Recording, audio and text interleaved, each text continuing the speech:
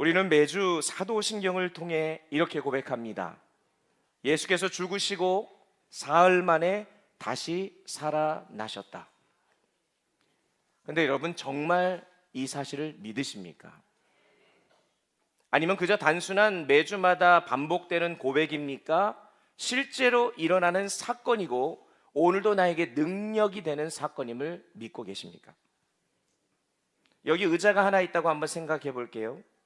누가 아주 튼튼하게 의자를 만들었다고 해서 이게 굉장히 튼튼한 의자라고 얘기를 하고 있어요. 그런데 우리가 이게 튼튼한 의자다라고 생각하는 것과 그 의자에 앉는 것은 다른 문제입니다.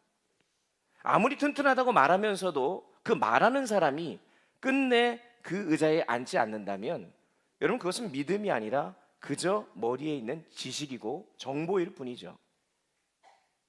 믿음이란 그런 것입니다. 내 몸을 맡기는 것이죠. 부활신앙도 마찬가지입니다. 우리는 예수님이 살아나셨다고 고백하고 오늘도 찬양했고 오늘 또 할 것입니다.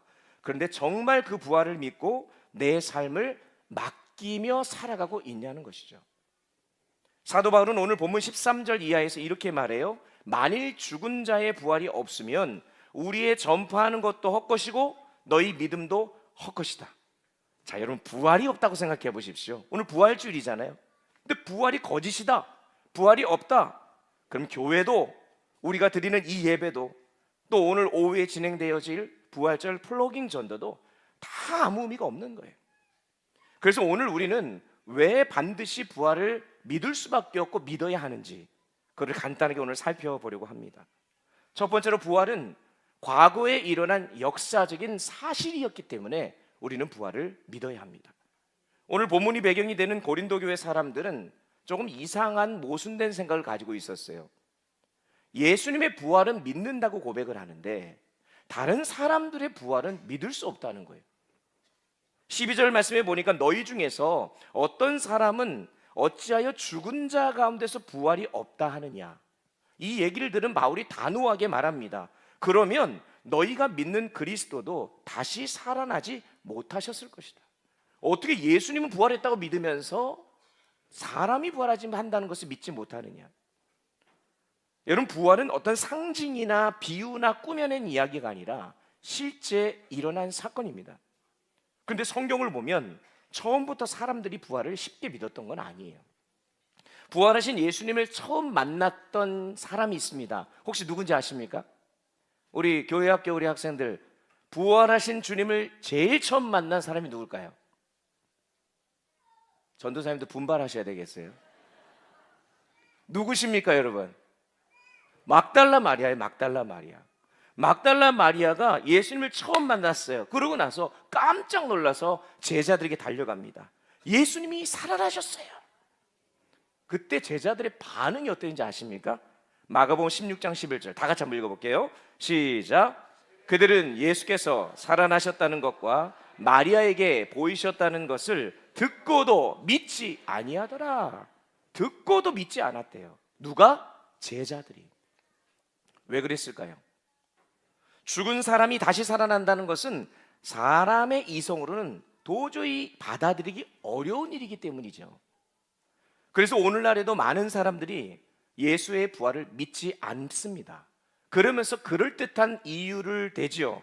뭐라고 얘기하냐? 사실 무덤에 시신이 없어졌던 거는 무덤을 잘못 찾아간 거다. 제자들이 시신을 숨겨놓은 거다. 아니면 그거 환상을 본 거다.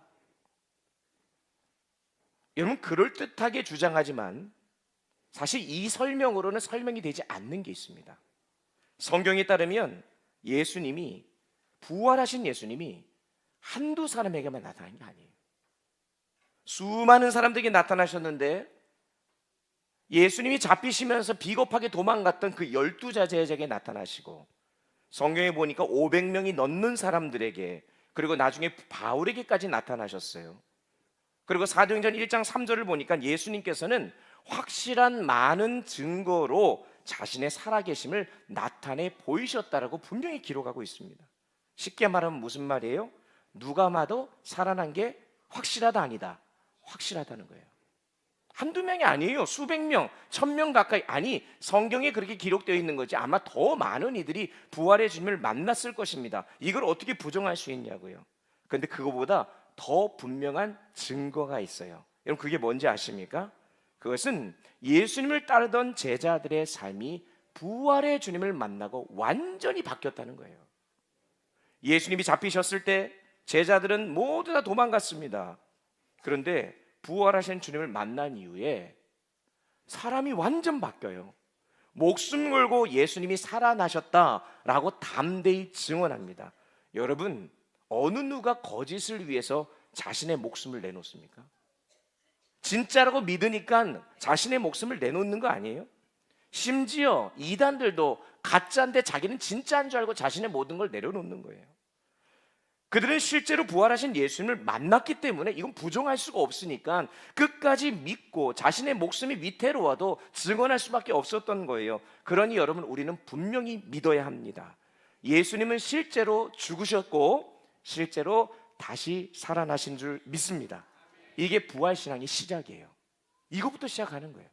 두 번째로, 부활은 현재 나의 삶에도 일어나는 사건임을 우리가 기억해야 합니다. 부활은 2000년 전 과거의 사건으로 끝나는 것이 아니에요. 지금도 살아계신 주님께서 우리와 함께 하시는 줄 믿습니다. 바울은 오늘 본문 17절에서 말하죠. 그리스도께서 다시 살아나신 일이 없으면 너희의 믿음도 헛되고 너희가 여전히 죄 가운데 있을 것이요. 이 말은 만일 예수님이 십자가에서 죽으신 다음에 부활하지 않으셨다면 우리는 여전히 죄에 묶여 살아갈 수밖에 없다는 거예요. 근데 성경은 분명히 말합니다. 로마서 6장 6절, 우리의 옛사람이 예수와 함께 십자가에 못 박힌 것은 다시는 죄에게 종노릇하지 아니하려 함이라. 예수님의 십자가와 부활은요, 우리를 죄에서 자유롭게 하시기 위한 사건이라는 거예요. 그렇기 때문에 예수님이 십자가에서 죽으시고 부활하셨다는 것을 믿고 나아가는 우리 성도는요, 죄에 끌려가고 낙심하고 무너지는 그 순간들을 우리가 가져서는 안 되는 거죠. 왜냐하면 지금 나와 함께 하시는 주님이 우리와 함께 하다는 사실이 우리 안에 확실히 임하기 때문에 그렇습니다. 여러분, 우리가 낙심하고 무너질 때가 있는 이유는 간단한 겁니다. 지금 나와 함께 하시는 주님을 인식하지 못하기 때문에 그래요. 여러분, 오늘 이 시간 2000년 전 십자가에서 죽으시고 부활하셨던 그 주님이 그때만 계셨던 분이 아니라 지금도 살아계셔서 우리와 함께 하시는 줄 믿으시기 바랍니다. 그러므로 우리가 믿는 것은 과거의 사건을 믿는 게 아니에요. 그것만 믿는 게 아니라 오늘 내 삶 가운데 실제로 역사하시는 사건임을 믿는 거죠. 그 예수님의 이 부활 사건은 사단의 권세가 무너진 선언이잖아요. 그런데 이것은 분명 기쁨의 소식입니다. 그런데 여러분이 아까 예수님이 부활하셨습니다 얘기를 하니까 제가 기대했던 것만큼의 그 기쁨의 얼굴이 아니었어요. 여러분, 우리가 지금 이대로 있어서는 안 되는 겁니다. 다시 한번 해볼게요. 정말 기쁨을 표현하면서 옆에 계신 분하고 이렇게 인사하겠습니다. 주님이 살아나셨습니다. 아, 네, 좋습니다. 네, 앞에서 이렇게 손도 들고 우리 지휘자님 아주 막 그냥 흔들어서 하는데, 여러분, 우리가 이런 기쁨을 간직하며 살아가야 됩니다. 왜냐하면 2000년 전에 부활하신 예수님의 부활 사건으로만 인지하면 오늘 나와는 상관이 없거든요.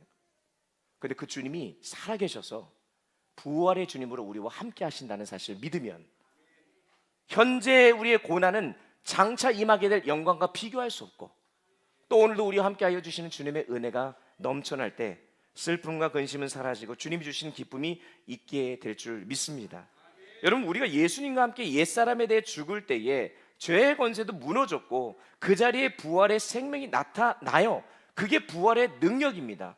상처가 난 자리에 새살이 돋아나듯이 우리의 아픔과 상처 또 고통의 자리에도 여러분 부활의 생명이 역사하는 것입니다. 그러니까 여러분 가운데에 부활주를 맞았지만 여전히 육신의 연약한 가운데 계신 분들도 계시고, 또 투병하시는 분들, 연로하셔서 예전같이 몸을 움직이지 못하시는 우리 권사님 장로님들도 계시고, 말 못할 삶의 여러 가지 많은 어려움과 문제들, 정말 해결하지 못한 상황들이 우리에게 펼쳐질지라도 우리가 이 시간 바라봐야 될 것은 2000년 전 모든 죽음의 권세와 사망의 문제를 이기시고 부활하신 예수 그리스도가 오늘 우리와 함께하고 계시다는 사실인 줄 믿습니다. 그러니까 2000년 전 과거의 어떤 낡은 교리의 문제가 부활이 아니라 오늘 현재 나와 함께 하시는 부활의 주님을 의식하며 살아가는 것. 그래서 예배도 좋고 찬양도 좋고 말씀 읽는 것도 중요한데 매일매일의 삶 속에서 주님과 동행하지 못하면 여러분 그 신앙은 온전하다고 할 수가 없는 거예요. 하지만 반대로 겉으로는 좀 부족해 보이고 어리숙해 보이고 나이가 어린 우리 아이들이라 할지라도 매 순간 주님과 함께하며 살아간다면 여러분 그것이 참된 부활 신앙의 신앙인인 줄 믿으시기 바랍니다. 그래서 에스겔 37장 5절 말씀처럼 내가 생기를 너희에게 들어가게 하리니 너희가 살아나리라, 이 말씀처럼 마른 뼈와 같은 우리의 인생이라도 여러분 부활의 생명이 드러나면 살아나는 거예요. 선포하십시오. 부활의 생명과 생기가 우리 안에 들어오는 순간 우리는 살아나게 될 줄 믿습니다. 여러분의 삶에 죽어 있는 부분이 있습니까? 절망스러운 부분이 있습니까? 오늘 이 시간 부활의 주님께서 그 모든 것을 능히 살려주시기를 주 예수 그리스도로 축복합니다. 마지막으로 부활은 영원한 세계를 바라보게 하는 미래적인 사건입니다. 사도 바울은 19절에서 이렇게 말해요. 만일 그리스도 안에서 우리가 바라는 것이 다만 이 세상의 삶뿐이면 모든 사람 가운데 우리가 더욱 불쌍한 자라. 여러분 분명히 말하는 거예요. 이 세상이 전부인 것처럼 살아가는 것은 부활 신앙을 가진 자의 모습이 아니라는 거죠. 왜냐하면 우리의 삶은 이 땅에서 끝나지 않기 때문입니다. 골로새서 3장 1절 2절 너희가 그리스도와 함께 다시 살리심을 입었으면 어떻게 하라고요? 위의 것을 찾으라. 위의 것을 생각하고 땅의 것을 생각하지 말라. 예수님의 부활은 죽음 이후에 영원한 세계가 있음을 우리에게 보여주신 거예요. 그리고 그 세계를 바라보는 눈을 열어주신 사건입니다. 여러분 제자들이요 비겁하게 도망갔던 그들이 갑자기 예수님을 만나고 나서 삶이 왜 바뀝니까? 부활의 주님을 만나고 나서는 그들이 보이지 않던 세계가 보이기 시작한 겁니다. 예수를 믿는다는 것은, 성도로 살아간다는 것은 이 세상의 것들만 보고 살아가는 자들이 아니에요. 똑같은 상황과 현실이라도 우리는 보이지 않는 하나님과 보이지 않는 세계를 보고 살아가는 자들인 줄 믿으시기 바랍니다.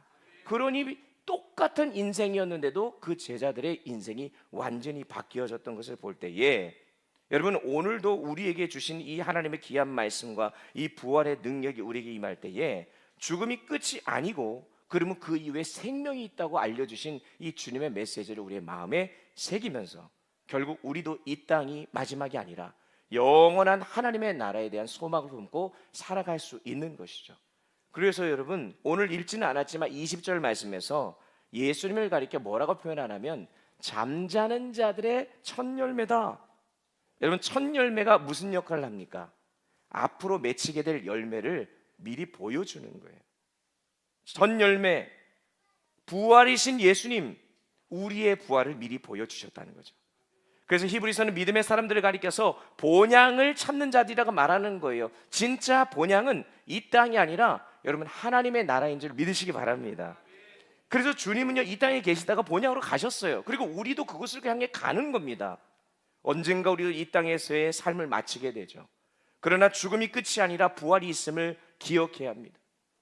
사랑하는 어머님을 또 여의고 슬픔에 잠기는 우리 유족들이 우리 교회 성도들 가운데 있는데 여러분 그럼에도 불구하고 우리가 슬픔에만 머무는 것이 아니라 영원한 하나님의 나라에서 다시 만날 그 부활의 소망이 있기에 하나님이 주신 위로와 평강이 우리에게 임하게 되는 것 아니겠습니까? 여러분 무엇을 바라보고 살아가십니까? 부활절만 되면 우리가 부활의 주님을 묵상하는 게 아니고 사순절 기간 동안 죽음의 십자가와 그 은혜를 우리가 묵상한 것 그 이상으로 이제는 여러분 다시 사신 예수 그리스도가 나와 함께 하시며 이제는 이 땅이 우리가 영원히 살 곳이 아니라 영원한 하나님의 나라가 있음을 믿고 바라보며 소망 가운데 살아가는 자, 그것이 이 땅에서의 진정한 성도의 삶인 줄 믿습니다. 제가 유학생활 할 때 가장 부러웠던 사람이 누구냐면 공부를 마치고 고국으로 돌아가는 분들이었어요. 나도 언젠간 돌아가겠지라는 생각을 가지고 11년의 유학생을 버텼던 것 같아요. 그리고 마침내 하나님의 은혜 가운데 저도 공부를 다 마치고 고국으로 돌아오니까 얼마나 기쁜지 몰라요. 그런데 돌아와 보니까 진짜 본향은 이 대한민국이 아니고 저 하늘나라에 있더라고요. 결국 우리가 그 본향으로 돌아가 하나님 앞에 서게 될 자들이라는 것을 인식하고 우리가 살아간다고 한다면, 여러분 로마서 8장 18절 말씀처럼 장차받을 영광을 생각하면 현재 고난은 가히 비교할 수 없잖아요. 이길 수 있는 거예요. 버틸 수 있는 거예요. 여러분 다시 살아날 수 있는 거예요. 올림픽 선수가 금메달을 따기 위해 오랜 시간 견디며 훈련하는 것, 그 소망이 있기 때문에 그런 거죠. 우리도 본향으로 돌아갈 날을 바라보면서 이 땅의 삶을 살아가야 될 줄 믿습니다. 이것이 부활을 믿는 자의 삶인 것이죠. 여러분 영원한 본향을 바라보시길 바랍니다. 하늘의 소망을 붙드십시오. 그리고 오늘부터 결단하시는 거예요. 그 소망을 따라 살아가는 거예요. 부활의 주님 안에서 영광의 날을 바라보며 살아가는 우리 창신에 속한 모든 성도들 되시길 바랍니다. 마지막으로 프란시스 셰퍼라고 하는 분의 유명한 말이 있는데, 그리스도인에게는 오직 한 가지 과제만이 있다. 그것은 어떻게 부활의 삶을 살아내느냐이다. 부활은 믿어야 할 사실이며 지금 살아내야 할 능력이고 우리가 붙들어야 될 바라볼 소망입니다. 오늘 그 부활 신앙을 함께 고백하는 우리가 되길 바라고, 또 특별히 나는 예수와 함께 죽고 나는 예수와 함께 다시 살아난 사람입니다 라고 고백하는 학습 세례식이 앞으로 이어집니다. 이들을 통해 하나님의 그 부활의 능력이 임할 뿐만 아니라 우리 찬양대, 연합찬양대 칸타타를 통해서 부활의 주님을 기쁨으로 찬양하는 오늘 한 날이 되기를 주 예수 그리스도의 이름으로 축복합니다.